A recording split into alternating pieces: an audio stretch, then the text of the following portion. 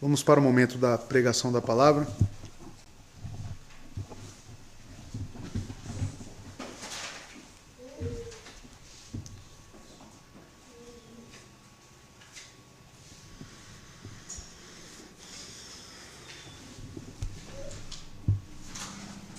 Semana passada eu não consegui terminar aqui a sessão até o verso 7, né, do 1 ao 7, e ficou 2 versos aí para trás, o verso 6 propriamente dito e o 7 também.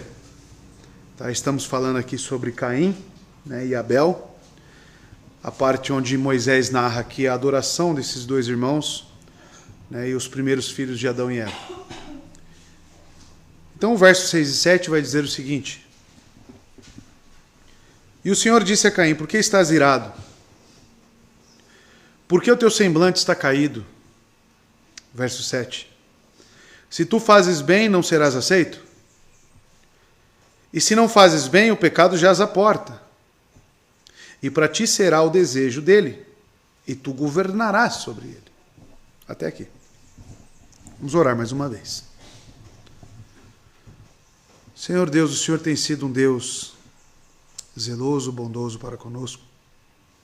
E muito nos falta. Muito nos falta em preparo para estarmos no dia do Senhor preparados para adorar em todas as áreas, em todas as etapas. Desde Deus, a separação de recursos para o momento de adoração, a gratidão a Ti. Nos falta muita preparação, Deus. Que o Senhor perdoe os pecados, Deus, meu e do povo da Tua igreja. Que o Senhor toque em nossas consciências.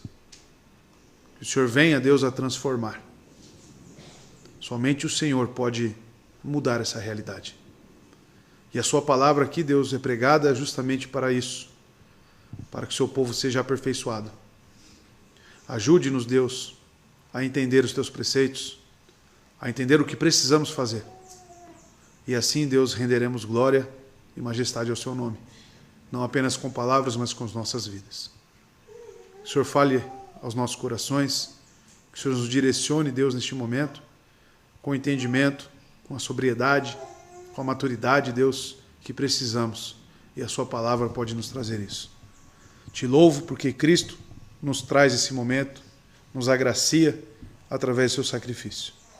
E podemos olhar para a Sua palavra e ter um devido entendimento. Porque o Espírito Santo foi enviado. O Espírito Santo, Deus, está sobre a Sua igreja e sobre o Seu povo. Então eu peço que o Senhor nos direcione e nos ajude. Em nome de Jesus eu oro. Amém. Gênesis 4, versos 6 e 7. Então estamos aqui na continuação do relato da vida do homem fora do Jardim do Éden. Então essa será a segunda parte. O que aconteceu logo após a expulsão de Adão e Eva daquele jardim, do local onde o homem tinha comunhão plena com Deus. Então tudo isso já foi exposto aos irmãos, os motivos da queda, como ela se sucedeu, a conversa entre Eva e a serpente, os planos malignos e principalmente a sentença que Deus proferiu sobre os nossos primeiros pais. Moisés é o autor deste livro, pelo que tudo indica, né? Muitos teólogos vão divergir quanto a isso, mas a grande maioria enxerga Moisés como o autor dos 5 primeiros livros da Bíblia, o Pentateuco, chamado Pentateuco.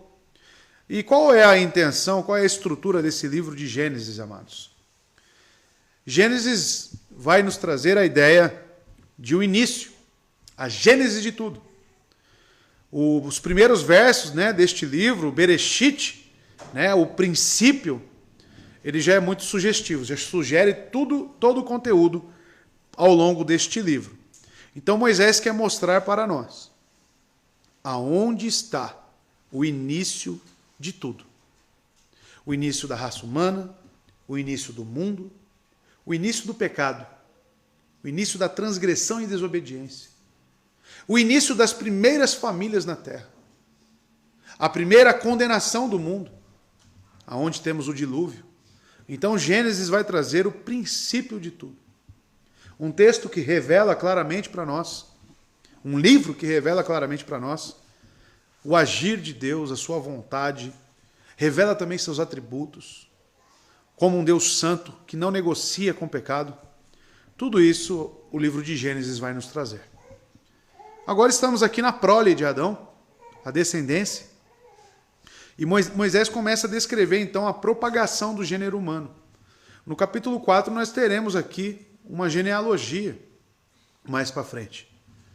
E devemos perceber que essa genealogia ela é construída através da sentença / promessa que ele trouxe na serpente. Lá no verso 15, que chamamos de proto-evangelho, aonde ele diz que a semente da mulher pisaria na cabeça da serpente. Essa genealogia, a prole de Adão, será construída por Deus através dessas duas descendências. Então o que vemos? Que não é uma prole igual. A primeira coisa que entendemos é que a prole sempre será desigual no que tange à espiritualidade. Não é porque nós temos filhos que automaticamente esses filhos já são da descendência espiritual.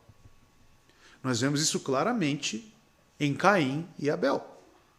Um adorou, ofereceu um bom sacrifício a Deus, e o outro também ofereceu um sacrifício, porém não acompanhado de fé. Como o autor de Hebreus deixa isso muito claro, já exposto aqui aos irmãos.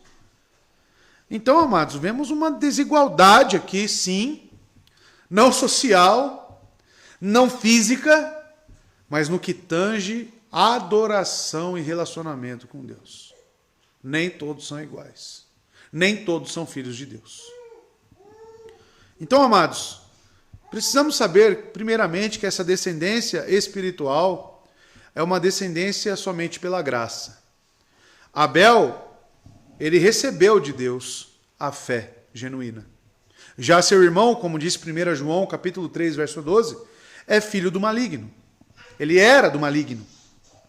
E Abel é um homem temente a Deus. Então, amados, com a ilustração dessas duas pessoas, desses dois homens, nós começamos a analisar como que o pecado também age no ser humano. Nós vimos que a atitude de Caim foi uma atitude pecaminosa. Mas como que ela iniciou? Como que ela sucedeu? Certamente vem às nossas mentes Tiago, capítulo 1, verso 15, onde ele nos adverte que o pecado se inicia de uma forma pequena, e isso acontece em Caim. Mas cresce, isso toma certa proporção e leva à morte. Tiago vai dizer que a cobiça, né? Ela é engravida e dando à luz gera a morte. Tiago vai dizer isso. Mas começa com uma coisa muito pequena. A mesma coisa aconteceu então com Caim, que é o exemplo que temos para isso. E vemos, amados, o desapontamento dele nesses dois versos.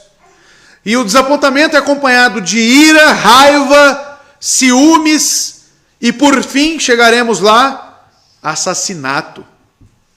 Caim matará seu irmão. O ódio do seu coração leva-o a assassinar seu próprio irmão com as suas próprias mãos. Então, amados, esse é o alerta. É isso que nós devemos olhar no texto. Como o pecado age no ser humano. Porque não se trata mais agora apenas da adoração a Deus. Está envolvido na questão, mas agora vamos olhar para Caim. Porque nós já vimos semana passada como foi a adoração dele. Uma adoração superficial. Eu ilustrei para os irmãos como se fosse uma casca de um ovo. Sem gema e sem clara, sem conteúdo. Apenas superficial, sem fé, sem essência. Vamos ver agora como Caim reage a tudo isso. Nos versos 6 e nos versos 7, os quais já foram lidos aqui. Verso 6 diz o seguinte, utilizando a João Ferreira de Almeida, revista atualizada. Então o Senhor perguntou a Caim, por que te irastes? E por que está descaído o teu semblante? O que nós temos aqui no verso 6, amados, é uma chamada de Caim ao tribunal de Deus. Ele fez a mesma coisa com Adão e fez a mesma coisa com Eva. E nós vimos que a reação de Adão e Eva em chamar a sua esposa de Eva, que é a mãe de uma nação, aquela que geraria uma nação, são sinais de que Adão ele respondeu com fé aos pronunciamentos de Deus. Então essa chamada ao tribunal de Adão e Eva teve resultados. E até mesmo na reação de Eva, quando teve Caim, que ela pensou que aquele seria, né, o redentor, digamos assim.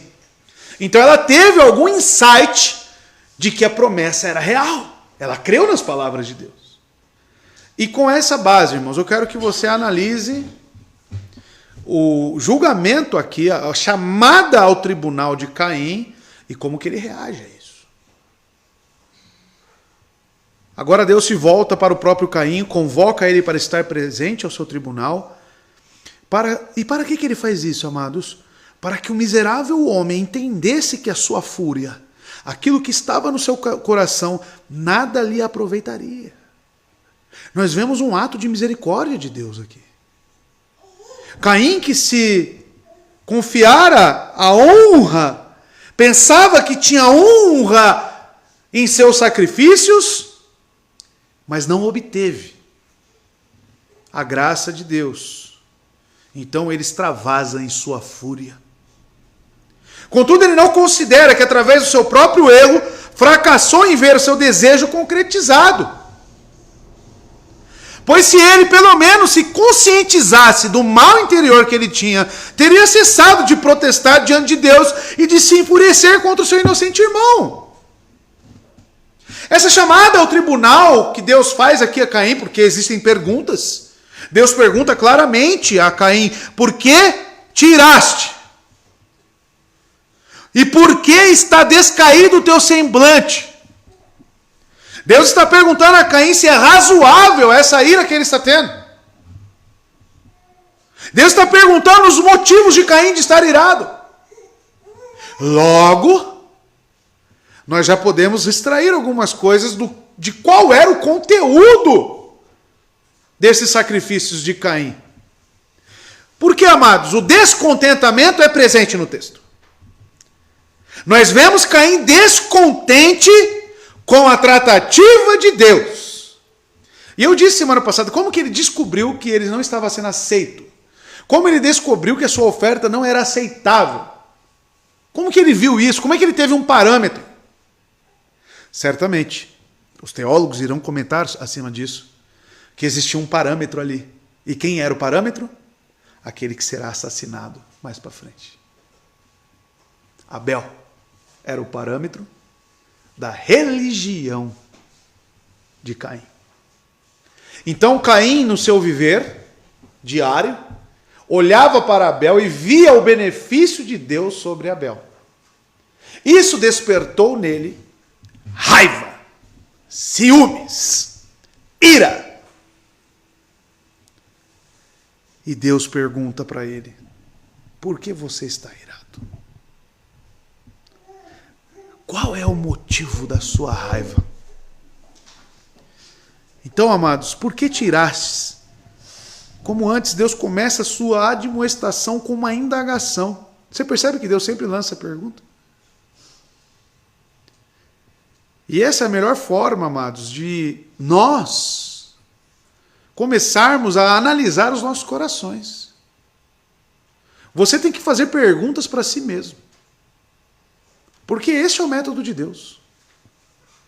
Na confrontação.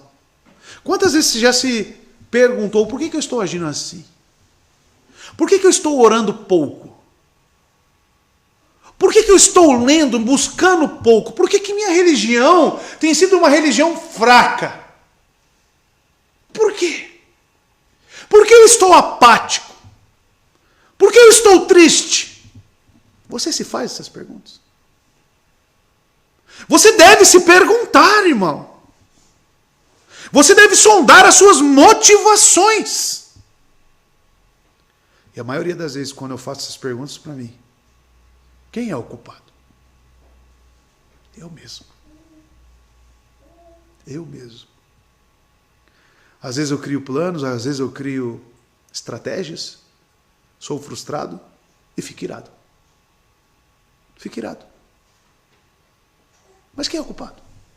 Deus? Quem fez planos? Fui eu. Quem quis agir na autossuficiência, na autodependência? Fui eu. E a pergunta aqui é muito sugestiva para mim. Talvez para você. Por que está irado? Como se Deus estivesse virando para ele e falando, por que se desconta em mim? Por que você acha que a sua ira ela é algo bom? Deus está sondando aqui, amados. Mas perceba o que precede. Olha o que vai acontecer, amados. O assassinato do seu irmão. Esta ira está precedendo, ela vem antes do assassinato. Seu rompimento com Deus. A primeira coisa a ser rejeitada, então, perceba, isso é muito importante, amado. Olha o que precede ao assassinato do seu próprio irmão. A adoração rejeitada. O pecado de rompimento com Deus. Mas Caim não aceita a forma que Deus tem o tratado. Caim deseja forçar a Deus a receber a sua oferta, mesmo que não seja pela fé. Caim tenta impor a Deus que aquilo que ele está tendo é algo justo e bom. Aqui está a presunção humana. Aqui está a forma como nós agimos para com Deus. Caim está demonstrando que Deus está errado. Caim está dizendo que Deus não sabe avaliar as ofertas. E eu te pergunto, quais são os motivos das suas murmurações? Por que você murmura? Por que você e eu reclamamos a Deus? Porque não aceitamos a forma de Deus. Porque não aceitamos a soberania de Deus. Aí ficamos revoltadinhos com Deus. Já ficou revoltado com Deus? Já ficou injuriadão? Chutando as coisas? Já viu o Chaves chutando lata na rua? Já saiu chutando lata na rua? Com raiva? Com semblante caído? Qual é o motivo? A palavra irastes aqui, amado, vem do hebraico hará e significa ficar vermelho de raiva. Queimar de raiva. Você já viu uma pessoa com raiva, extrema raiva, onde as veias aqui saltam, o rosto fica vermelho? É sobre esse tipo de raiva aqui. A palavra irastes aqui traz isso, um vermelhidão. Uma pessoa totalmente descontente, irada. Eu já fiquei assim várias vezes. E quão pífia é essa atitude de ira. Porque não é uma ira santa. Não é como a ira de Cristo quando expulsou os cambistas do templo. É uma ira egoísta. É uma ira própria. Por desejos não atendidos. E Deus continua e pergunta para ele, e por que está descaído o teu semblante? Porque a ira é acompanhada do quê? Por um desânimo. A ira é acompanhada por uma apatia. Deus viu o coração infiel de Caim e a fisionomia caída de Caim. E amados, ele sabia que essa oferta não era aceita. Eis a reação. E certamente o que estabeleceu essa concepção foi o contraste com seu irmão Abel, como eu disse aos irmãos. Amados, o descontentamento dos ímpios precisa ser canalizado, e perceba aqui, agora. Quando nós estamos descontentes com Deus, quando nós não aceitamos as tratativas de Deus, quem é que sofre? Nós mesmos, primeiro, porque a ira nos acomete, isso faz mal para nós mesmos. O nosso desânimo é nosso, mas certamente as pessoas que estão ao seu redor compartilharão da sua insatisfação, da sua ira e da sua raiva contra Deus. Por isso, amados, olha como as coisas estão sendo construídas aqui por Moisés. O alvo de Caim vai ser seu irmão. Ele precisa canalizar essa ira em alguma coisa. E às vezes é quem está ao seu redor, que não tem nada a ver com isso. Os motivos egoístas. Às vezes, amados, as pessoas utilizando coisas santas para dizer que isso é algo bom. Eu sempre digo aos jovens, querendo casar para satisfazer essa carência afetiva, é perigoso. Porque é uma forma também de você colocar alguém como um objeto para canalizar os seus desejos egoístas. Talvez não seja ira, mas seja outra coisa. Aí você canaliza. Alguém vai pagar o pato. Por isso que o nosso contentamento tem que estar em Deus, nós temos que estar bem com Deus. A nossa vida tem que ser uma grande contemplação, como o nosso irmão Felipe pediu oração aqui na última sexta-feira. Quero contemplar mais a Deus. Porque contemplando mais a Deus, certamente ele vai amar mais sua esposa, vai amar mais sua filha, vai ser um bom funcionário no seu trabalho. E as coisas vão começar a fluir melhor, porque ele vai aceitar toda a providência divina, sabendo que Deus é justo e bom. A pergunta agora é, Caim olhava para Deus e achava que ele era justo e bom? E você vê Deus como justo e bom. Então, amados, os ímpios precisam canalizar a ira que eles têm. E geralmente quem é o alvo? São os salvos. Isso já é a ilustração para nós de Gênesis 3,15 das duas sementes. Por que Cristo informa aos discípulos que certamente eles seriam perseguidos? Porque esta é uma bem-aventurança. Bem-aventurados perseguidos em meu nome. Porque isso acabou se tornando uma bem-aventurança, porque é a característica base daqueles que são luz neste mundo. Ser luz neste mundo é estabelecer um parâmetro sobre aqueles que são maus. Porque a nossa luz expõe as obras das trevas, irmãos. A luz de Abel expôs as obras das trevas de Caim. Caim, quando colocado do lado do seu irmão, que foi criado no mesmo berço, teve o mesmo ensino, teve o mesmo pai, teve a mesma mãe, porém o seu coração era mau. Como que ele descobriu que o seu coração era mau? Pela atitude e pela vida do seu irmão Abel, que viveu pela fé, conforme o autor de Hebreus. Logo, Abel se tornaria um alvo. Na primeira humanidade, na primeira sociedade que nós temos aqui. Os primeiros. Isso nos mostra o que diz Paulo em Efésios 6,12, que a nossa luta, nossa peleja, ela não é contra a carne. Olha só qual é a nossa luta. A nossa luta não é contra seres humanos, mas contra os poderes e autoridades, contra os dominadores deste mundo e das trevas, contra as forças espirituais do mal nas regiões celestiais.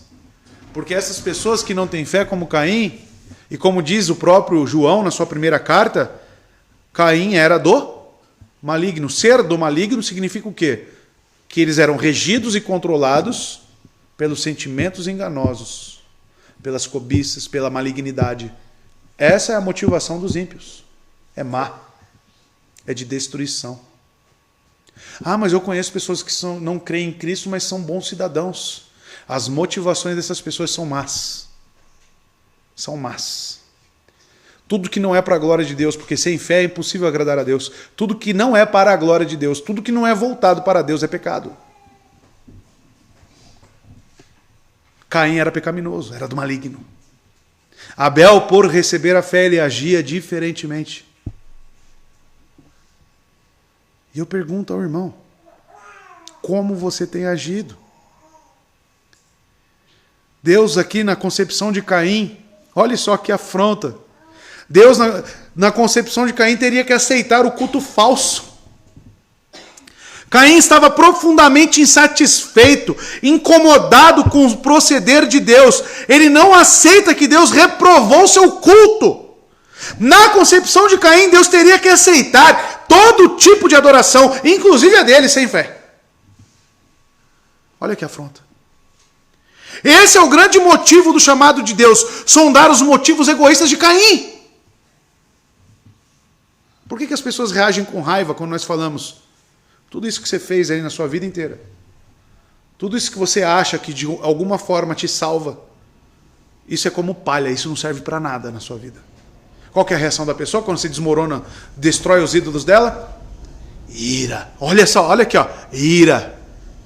Semblante descaído.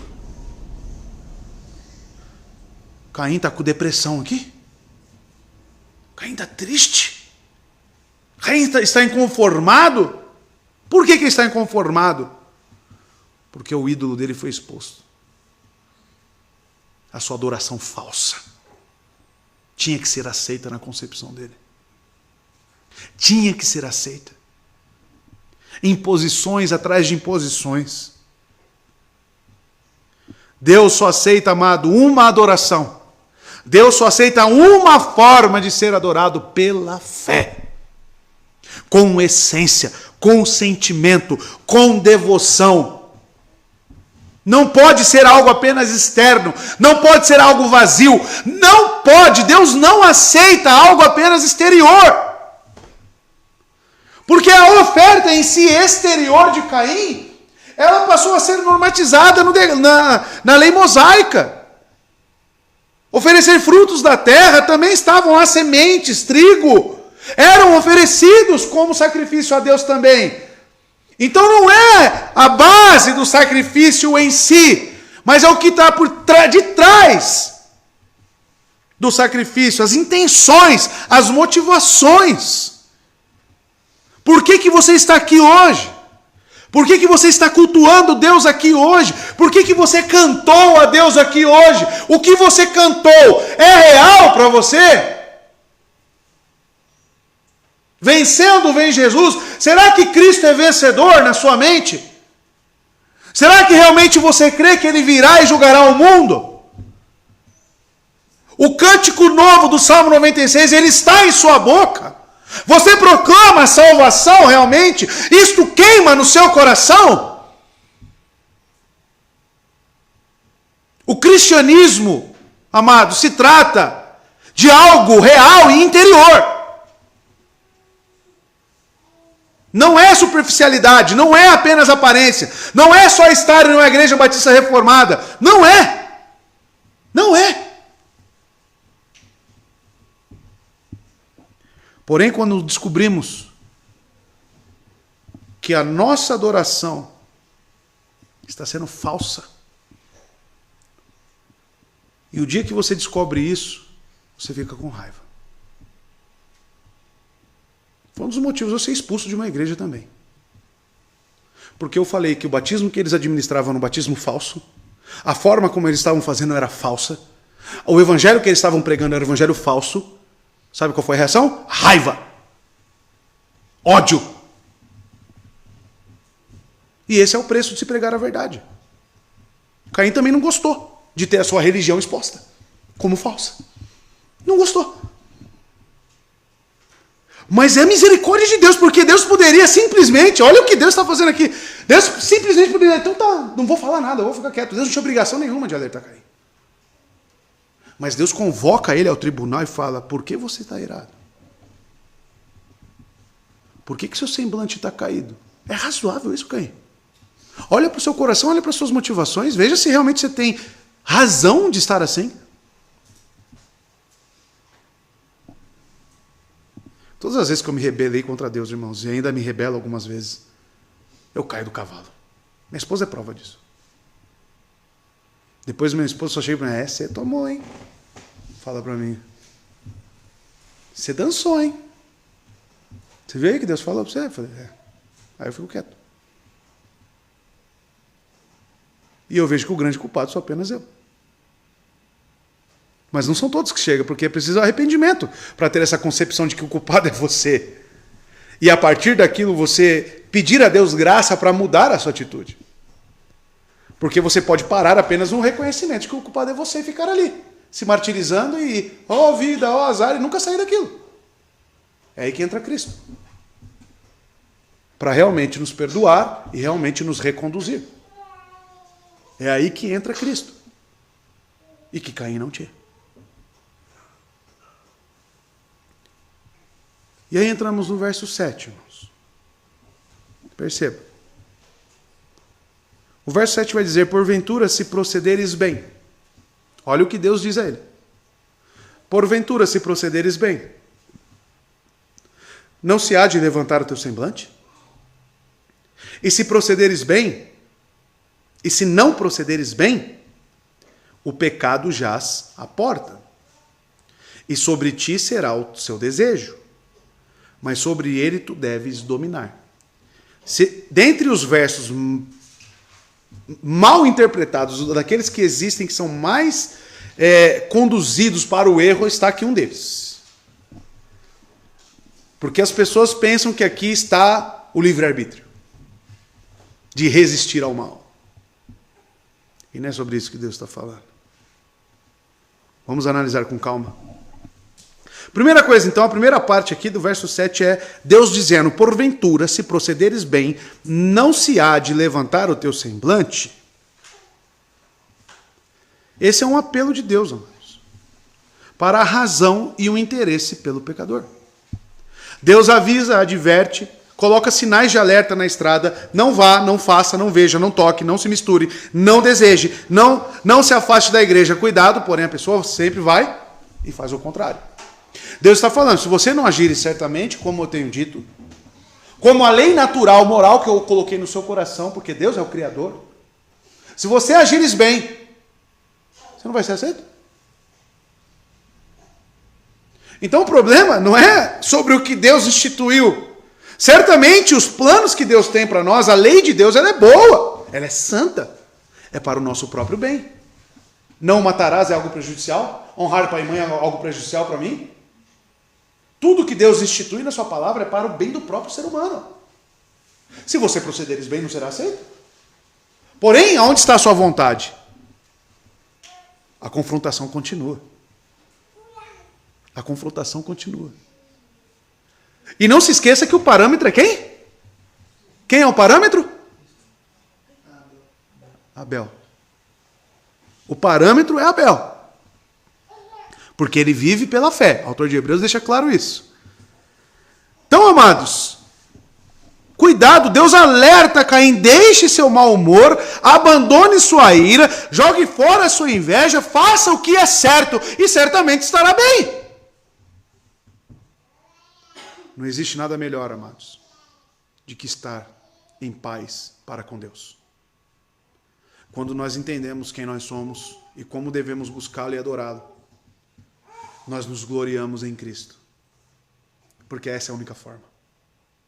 Quando realmente a nossa religião se resume em Jesus, inteiramente, as coisas se tornam mais leves e a alegria está em nós. Pois Ele é o príncipe da paz. Temos alegria em Cristo. Toda fonte de descontentamento, de ira, de revolta contra Deus, é porque você não está com seus olhos em Cristo. Porque Cristo falou: tenham bom ânimo, eu venci o mundo. Não é isso que ele disse? Eu venci o mundo. A base do nosso bom ânimo, Caim não está tendo bom ânimo. Caim não está tendo bom ânimo. A base do nosso desânimo está em nós. Está na nossa idolatria. Está no nosso egoísmo, está no nosso orgulho. E quanto que nós se assemelhamos a Caim, amados. O quanto. Proceda direito. Caim reage de duas formas ao desfavor de Deus, ao favorecimento de Abel e sua oferta. Como eu disse, amados, ele é tomado de uma inveja ardente e dominado por uma ira avassaladora. Se você fizer o que é certo, esta narrativa ilustra o pecado original. Caim tem a consciência divina do certo e o errado. Correto? Porque a lei natural está sobre todos os homens, não é isso que aprendemos? Lá em Romanos capítulo 2, Paulo não diz: que os gentios que não têm a lei, eles se tornam lei para si mesmo, fazendo o que é certo? Qual é o padrão desse agir certo dos gentios? A lei moral impressa em todos os seres humanos. Então o homem, Caim, ele tinha uma concepção do que era certo e errado. E Deus fala, se você proceder certo, não serás aceito. Porém, Caim ia contra a sua consciência. Caim anulava tudo que era de Deus e agia por si próprio, conforme a sua cobiça, conforme o seu egoísmo. Ele se rebela contra essa consciência. Não é um bom caminho, amado, eu digo a vocês, a todos nós aqui, a mim mesmo também. Não é um bom caminho ir contra a sua consciência, pois ela pode ser cauterizada, como Paulo diz a Timóteo, sobre os falsos profetas. Já leram isso? Tiveram as suas mentes cauterizadas. O que isso significa? A consciência não age mais. Quantas pessoas será que existem por aí? Pastores com a mente cauterizada, que amam a heresia e a consciência já não acusa mais de que aquilo é um engano. Vários. Não é um bom caminho ir contra a consciência, porque esse foi um dispositivo que Deus colocou em cada ser humano para guiá-lo. A consciência. Só que o que nós fazemos com a nossa consciência? Anulamos. Quantas vezes a pessoa chega no pastor, chega em mim e fala, pastor, deu tudo errado. Então aí você vai aconselhar biblicamente, mas você deveria ter feito isso, ou você deve fazer isso, à luz da Bíblia. Sabe o que a pessoa fala? Eu sempre digo isso para os irmãos. Eu sei. Ah, você sabe. Por que não fez? Porque você anulou a sua consciência. Anulou. Amados, o homem, quando perde a sua consciência, tem ela cauterizada, ele não tem mais freio para o mal. Ele não tem mais freio. É aí que leva você ao assassinato, à degradação total. Aos pecados mais grotescos que você possa imaginar. Um estuprador, ele não nasce com um belo dia, com a vontade de estuprar. Porque Tiago é bem claro, o que eu citei, Tiago 1, verso 15. O pecado nasce com a cobiça, nasce com as pequenas coisas. E isso é alimentado, isso começa a tomar forma dentro de nós, e isso vai virando um monstro. Por que Cristo fala, rompa com o pecado? Se é teu olho que te faz pecar, arranque-o. Se é tua mão, teu braço, arranque-o. Tua perna, arranque-o. Por que Cristo fala isso? Ele fala para que você não brinque com o pecado, porque isso pode se transformar em algo muito mais grave. Muito mais grave. Quais são as coisas que são pequenos pecados na sua vida? Quais são os pequenos pecados que você não rompe e você fica namorando, que eu fico namorando? Quais são? E o alerta para mim e para você é, se procederes bem, não será aceito. Porque eu e você insistimos, amados, em pequenos erros? Por que ficamos insistindo e a nossa consciência alertando? Olha, não alerta, irmãos? Fale por mim, é verdade. A consciência não... Olha, não é por aí. Olha... Não existe essa consciência? Isso não está certo. Só que o que você faz com isso? O que você faz com isso anula. A mãe fala para o filho, não fica se envolvendo com essas pessoas. Não se relaciona com essas pessoas. E o filho fala, não tem nada a ver. Às vezes a mãe ela só reitera a consciência, né? Só reforça a consciência. Os pastores também. Reforça a consciência do camarada. Só que ele é tão obstinado. A pessoa é tão obstinada que ela anula qualquer tipo de conselho e até mesmo os próprios da consciência. E Deus está consultando isso agora. Porventura, se procederes bem, não há de se levantar o teu semblante, não hás de ser aceito. Não hás de ser como o seu irmão Abel, porque ele é o parâmetro, como eu disse. Se você tiver os mesmos princípios que Abel regendo a sua vida, será que não serás aceito? Jerônimo traduz essa expressão tu receberás. Né? Não há de ser aceito, Jerônimo traz, né, que Jerônimo foi um tradutor das Escrituras. Tu receberás, ele traduz. Por entender que Deus promete um galardão àquele culto puro e legítimo que ele exige. A palavra aqui, amados, ser aceito, vem do hebraico seit, e que significa o mesmo que a aceitação. E está em oposição com rejeição. Temos aqui uma afirmação de que Deus aceitará os sacrifícios quando oferecidos corretamente. Deus declara repudiados, rejeitados de fato, como sendo de nenhum valor aqueles sacrifícios que são oferecidos impropriamente, que não são da sua vontade. A pergunta demanda uma resposta de Caim. Porque a confrontação de Deus aqui é somente com pergunta. Vocês perceberam isso? Se é uma pergunta, exige o quê? Uma resposta. Não é retórico aqui. Exige uma resposta de Caim, porque está chamando ele para responder. Então, amados, a pergunta demanda uma resposta e requer-se fé para se crer que Deus faz sempre o que é certo. Caim, contudo, ao deixar a pergunta sem resposta, tem alguma resposta de Caim aí? Tem alguma resposta de Caim? Adão respondeu, correto? Eva respondeu, correto? E Caim respondeu? Alguma coisa? Não. A pergunta sem resposta mostra carência do tipo de fé que agrada a Deus. Quantas vezes, amados, a palavra nos confronta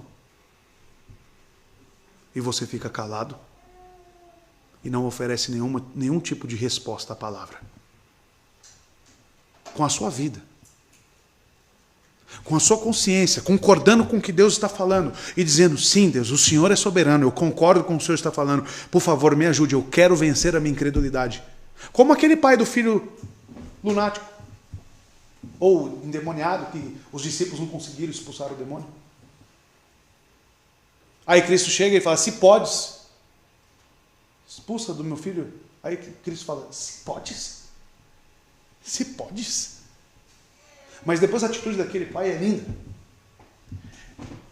Ele diz para Cristo ajudá-lo a vencer a sua incredulidade. Ele foi confrontado então com aquela palavra se podes. Aquilo penetrou no seu coração, ele viu que Cristo estava certo. Ele olhou para si e falou, eu sou um incrédulo. E ele falou, eu preciso de ajuda. Ele ofereceu uma resposta a Cristo.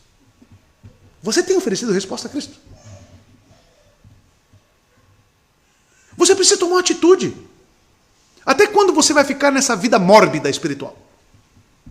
Até quando você vai ficar nessa apatia espiritual? Se a palavra de Deus está falando a você, por que você não responde?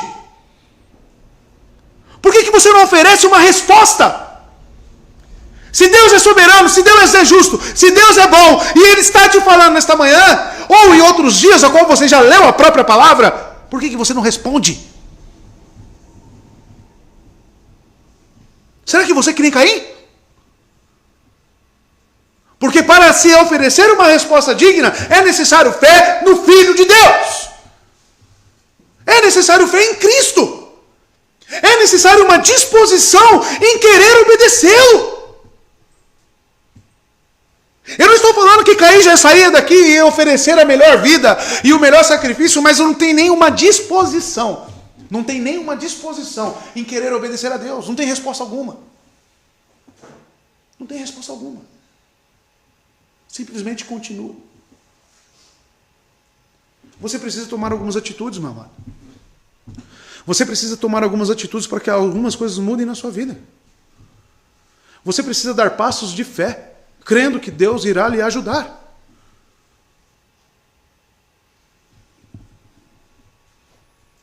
E Deus fala o inverso, ó, e se não procederes bem, o que ele diz? O pecado jaz à porta. Por outro lado, Deus pronuncia uma terrível sentença contra Caim. Caso ele tenha uma mente endurecida na perversidade e se deleite em seu crime, o discurso é muito enfático, porque Deus não apenas rejeita a sua injusta queixa, mas mostra que Caim não podia ter maior adversário do que o pecado que ele acalentava intimamente. O que Deus está... Deus está estabelecendo contrastes aqui na mente de Caim, na vida de Caim. Tanto exteriormente como interiormente. Porque você olha para aquilo que Deus tem falado, amado, e isso certamente é vivo. Isso é vivo. Quando os ímpios vêm aqui, sentam aí nessas cadeiras e ouvem a palavra, a reação dele é morta. Mas isso invalida a palavra? Você acha que ela não está tendo efeito? Ela está tendo efeito. Ela confronta, inclusive, o ímpio.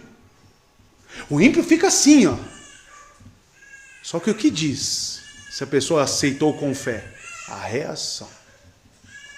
A reação. O que realmente tem gerado aquilo. E ele diz, amados, se não procederes bem, o pecado jaz à porta. Deus está alertando Caim para ter cuidado. E alerta a nós também. Porque o pecado estava de bote armado para pegá-lo. Quando ele fala jaz à porta, o pecado, é que o pecado sempre já está pronto. A ideia aqui é o pecado já está de tocaia. A língua acárdia, de onde procede o hebraico, a palavra aqui é o próprio diabo, sabiam? O diabo está à porta, como se fosse. Que guarda ira dá lugar ao diabo. Quem guarda a ira dá lugar ao diabo. Quem Caim guardou a ira? Efésios 4, 26 e 27. O pecado é como um leão que espreita a porta, pronto para dar o bote fatal. Pedro fala isso na sua primeira carta, capítulo 5, verso 8. O pecado é como um leão, o pecado quer manter o domínio. Como que o leão fica? Ele fica rodeando, ele mantém um domínio. Quer te lançar ao chão, quer te destruir. A descrição do pecado como um demônio ou um animal voraz, que jaz à espera para devorar, possivelmente seja uma alusão à serpente que aguarda para ferir o calcanhar. Porque a serpente também estava assim, só aguardando. O pecado jaz à porta, irmãos. Fica anulando a tua consciência. E uma coisa que eu quero deixar muito bem clara: a tua consciência não é o teu sentimento. Tá bom? Ah, vou seguir o meu coração. Ah, e com isso estou seguindo a minha consciência. Não tem nada a ver uma coisa com a outra. A consciência é aquilo que te diz o parâmetro de certo e errado. Tá? É o que te traz sobriedade. É o que te traz o centro das tuas decisões. Sentimento é enganoso. Sentimento, uma hora você quer, uma hora você ama, daqui a pouco você não ama mais. E a sua intenção é pecaminosa, e você soma com o seu sentimento, e daqui a pouco você está falando que é sua consciência. Sempre que eu digo aos irmãos, calcula sua torre, eu estou falando para você consultar sua consciência. Com sobriedade você analisar aquilo. Calcula a tua torre. E não é sobre isso, porque o sentimento de Caim era um só. Era inveja, era ira, era maléfica. E vai chegar o quê? A assassinar seu próprio irmão. E aí vem um ponto muito importante. E sobre ti será o seu desejo. Então veja, e se não procederes bem, o pecado jaz à porta. E para ti, sobre ti, será o seu desejo. Então o que ele está falando aqui? Quanto ao pecado, se não procederes bem. A grande luta do homem é seu próprio desejo. As suas paixões. Aqui que entra os sentimentos enganosos. Suas vontades. Pois são delas que nossos inimigos ganham as armas. Tiago também vai dizer, no capítulo 1, que Satanás ele nos tenta conforme as nossas próprias cobiças. Os nossos próprios desejos, os nossos próprios sentimentos. Nessas palavras, Deus reprova Caim por haver se irado injustamente, posto que a culpa de todo mal estava em quem? Nele mesmo. Pois, de fato, tolas eram suas queixas e indignações. Antes, a rejeição dos sacrifícios, cujos defeitos não se cuidara em corrigir. Pois ele não tinha desejo quanto a isso. Assim, todos os homens perversos, depois de se encolerizarem, por muito tempo e veementemente contra Deus, finalmente são de tal modo convencidos pelo juízo divino, de que modo vão desejam transferir para outros a causa do mal. Porque, amados, você deve começar a pensar, isso aqui já tem a intenção também de introduzir os próximos versos. O que realmente induziu ele a matar Abel? Ele viu em Abel o culpado pela sua rejeição. Abel era o culpado. E como nós gostamos de achar culpados, né? Você não gosta de achar culpados? Quando a culpa é só sua, quando te coloca na parede, a palavra de Deus te coloca na parede, não tem mais para ninguém você desviar a culpa, mas você fica tentando achar alguém para sair do foco. Você é assim? Abel mata seu irmão porque ele acha que Abel é o culpado. Ele inveja ele por algum motivo. Ele olha para Abel como um alvo. Por que ele é um alvo? Porque Abel estabelece um contraste. Essa é a malignidade do coração do homem. Porque tudo isso que estamos vendo em Caim está em nós. Porque eu e você fomos feitos da mesma massa. Como assim, pastor? Ele era do maligno, eu não sou do maligno. Todos nascemos sobre a representatividade do mesmo pai que Caim, Adão. O único que nos tira dessa condição é Cristo, o segundo Adão. Amados, Deus diz, mas sobre ele tu deves dominar. Aqui temos uma construção literária. O que é esse domínio? O que significa que a construção literária hebraica? Se os irmãos forem bons leitores e atenciosos à palavra que é pregada aqui, os irmãos já vão saber sobre o que eu estou falando. Essa é a mesma construção literária que foi empregada para a sentença da mulher no verso 16. A última parte, onde diz: o teu desejo será para o teu marido. Ele governará sobre ti. É a mesma construção literária do hebraico. Aonde chegamos com isso? Deus forneceu uma base para que Caim tivesse um parâmetro de vida e adoração. Contudo, Caim, em vez de ouvir a voz de Deus, endureceu ainda mais o coração e, em vez de fugir do pecado, consumou o pecado. Caim é confrontado por Deus antes de matar Abel e responde com um silêncio gelado. É novamente confrontado por Deus depois de matar Abel e responde com uma evasiva hipócrita. Quer ver a resposta depois que ele mata Abel? Verso 9. O Senhor disse a Caim: onde está Abel, teu irmão? Olha a resposta desse indivíduo. E talvez seja a minha e a sua. Ele disse: eu não sei. Sou eu o guardador do meu irmão? Essa resposta aqui de Caim, de Caim me chamou a atenção. Porque muitos começam a colocar a culpa da rejeição deles na eleição de Deus. Já viu pessoas assim? Pessoas que vêm aqui, crianças, a qual o pai fala: não vai naquela igreja não. Lá é a igreja só dos eleitos. E fica fazendo isso no ouvido da criança. Ah não, lá o Deus deles lá é um Deus que elege. Não, esse é o Deus da Bíblia. Aí coloca a culpa, a responsabilidade em Deus por não ter elegido ele. Distorcem, acham culpados. Olha a resposta de Caim. Sou eu o guardador do meu irmão? Eu sou o responsável do meu irmão? Ou viram para Deus e falam: não é o Senhor que elege? Eu não sou um eleito, por isso que eu ajo assim. Eu não sou o guardador do meu irmão. Que resposta hipócrita. De uma pessoa que tinha desejos homicidas. Pessoa que invejava, que odiava a Deus. Em momento nenhum, Caim olhou para Deus e falou: Deus, eu sou o culpado. Deus, me limpe. Deus, salve-me. Porque meu coração é perverso. Essa é a diferença, não tem problema nenhum, amado, você ser como Caim. Você ter desejos homicidas. Como assim, pastor? O importante é você reconhecer isso. E enxergar que você é um homem miserável. E olhar para Cristo e falar: Cristo, me salve. Me salve. Pois Cristo salva homicidas, pois salvou Paulo, salvou Davi, salvou aquele ladrão na cruz, salvou prostitutas como Raabe. Cristo salva. Mas o que não podemos é permanecer como Caim. Não podemos. E temos que buscar em Deus reconciliação. Amados, Caim é confrontado por Deus antes de matar Abel. Veja a resposta deste homem.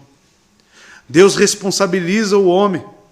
Ser luz do mundo é ser um parâmetro de justiça. Aprendemos isso então em João 15, amados. Verso 22 a 25. Olha o que Cristo diz. E isso ilustra para nós o que é um viver reto, luz do mundo. Se eu não tivesse vindo e falado a vocês, não seriam culpados de pecado. Agora, contudo, eles não têm desculpa para seu pecado. Olha lá a desculpa. Sempre aparece, né? Aquele que me odeia também odeia meu Pai. Se eu não tivesse realizado no meio deles obras que ninguém mais fez, eles não seriam culpados de pecado. Mas agora eles a viram e odiaram a mim e a meu Pai. Olha só, as obras que eles viram em Cristo transformou o que no coração deles? Qual foi o desejo? Ódio. O sentimento foi ódio. Mas isso aconteceu para se cumprir o que está escrito na lei deles. Odiaram-me sem razão. Caim tinha motivos para odiar Abel? Matar Abel? Quando nós vivemos, amados, vidas retas, dignas perante o Senhor, assim como Cristo, porque devemos andar como Cristo andou, logo a nossa vida se torna um parâmetro. A pergunta é se a sua vida é um parâmetro. Porque eu conheço, amados, vulgos cristãos que se envolvem com o mundo e não estabelece contraste algum, não tem diferença nenhuma. Nenhuma. E o grande ensino que fica para nós, amados, é os 2 maiores mandamentos. Perceba. Caim alimentou a besta selvagem da tentação, depois abriu a porta e convidou a entrar. O pecado que jaz à porta, sabe o que Caim fez? Entra. Foi isso. Não é assim que vive um cristão. Quando eu digo para os irmãos, não é o fato de nós pecarmos, mas é justamente isso. O pecado jaz à porta. Você abre a porta e convida para entrar e sentar na mesa e jantar com você? Essa é a questão. Porque a diferença de Caim para Abel era o pecado jaz à porta de Caim e não da de Abel? É isso? Ou o pecado jaz à porta tanto de Caim como de Abel? Jaz à porta dos dois. Só que qual era a grande diferença de Caim para Abel? Caim chamava para jantar. Abel falava, não, trancava, passava corrente, colocava os móveis na frente da porta e impedia. Com toda a sua força. Porque o desejo de Abel era glorificar o seu Deus. Fazer a vontade do seu Deus, desde a sua consciência e também pela sua vontade revelada a ele. Essa é a diferença dos crentes. É isso que determina se você é um crente ou não. A sua reação quanto ao pecado. Porque quando somos lavados e remidos pelo sangue de Cristo, recebemos o Espírito Santo de Deus. E o Espírito Santo de Deus nos transforma em uma nova criatura. E essa nova criatura é justamente aquela que quer manter a porta do pecado fechada. Significa que às vezes ele não vai dar uma escapadinha ali e vai entrar? Vai. Mas logo você vai pôr ele a pontapé para fora. Suma daqui, você não é bem-vindo aqui. É assim.